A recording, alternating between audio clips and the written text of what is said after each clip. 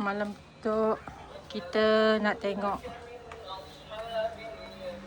my hubby bermasak mi goreng. Cip Daddy, Cip Ali nak masak. Dah cukup banyak minyak dah. Minyak, panaskan minyak dahulu. Bawang, sayur. Mana daging dia? Mana? Daging, rempah-rempah untuk ditumis. Bawang, daging. Boleh tumiskan bawang dulu sampai kuning.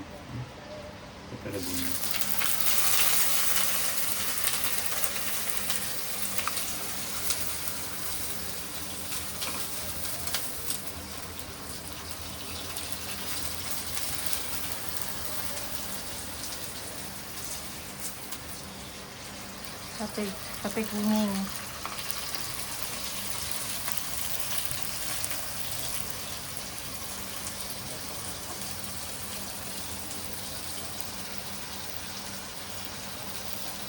Orang masak muka mesti senyum-senyum. Kenapa on lampu?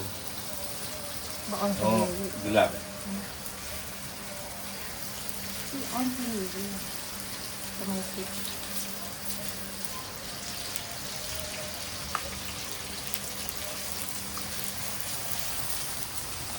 Kena duit buian tu.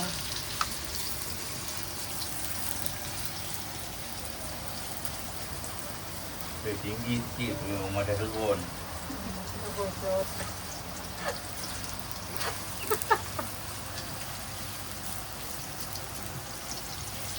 My darling masak ni malam ni. Pelah-pelah tu bukan chip.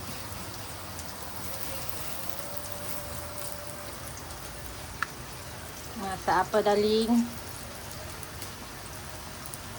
Ni Guardian. Apa? Guardian.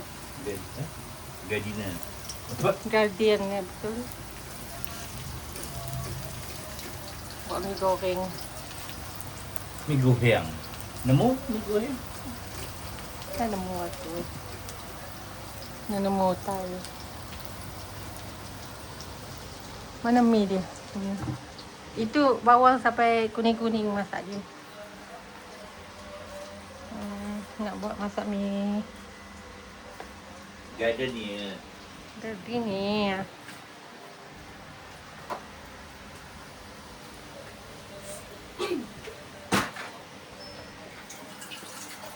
Buat apa tu girl? Sandra. Elishandra.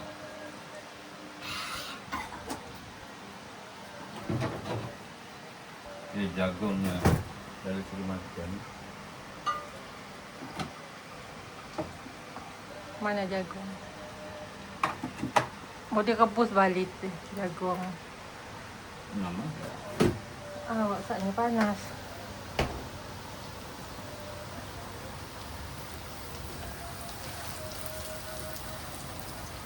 Dia buka gula. Ke gula. No, kicap terjalin manis. Kak kicap. Si payah bergula. Non dah manis kicap ya. Jagung sama dia. Ada ke jagung ke gula.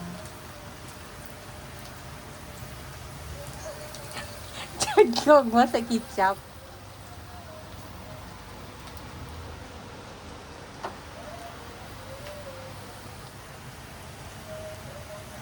Sementara menunggu